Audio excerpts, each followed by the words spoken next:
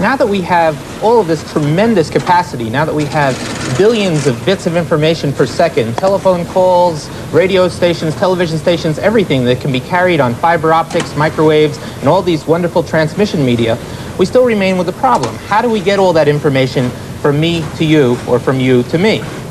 Well, back in the old days of the telephones, they weren't much more complicated than this. If I wanted to talk to somebody, I had to have a wire going to that person. If I wanted to talk to somebody else, I had to have a wire going to the other person. Imagine a city of 10,000 people, how many wires that would require for everybody to be able to talk to everybody. Well, obviously that wasn't going to work.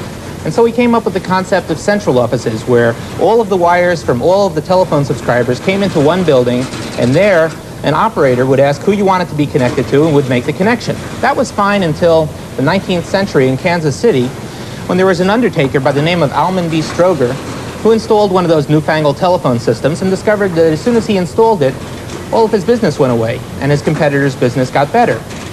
Well, he investigated the situation and discovered that his competitor's wife was the telephone operator.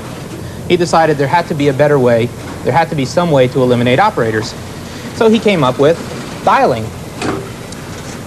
These switches that are around me right here are Stroger switches, or step-by-step switches, and are very similar to the one that he invented then. In this case, I'm going to dial the number 9. When I do it, you can see the switch goes up 9 units and then in to connect me to a trunk. One of these step-by-step switches is capable of connecting one person to 100 different people.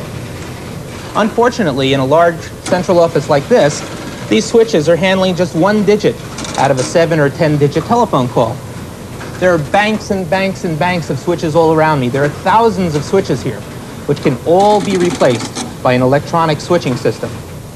In an electronic switching system, a microprocessor is handling who's dialing what, deciding what numbers are being called, how many people should be connected to the line. It can handle conferencing, it can handle international connections, and it would reduce all of this to a very small size with no noise whatsoever, because it's not electromechanical, it's all electronic.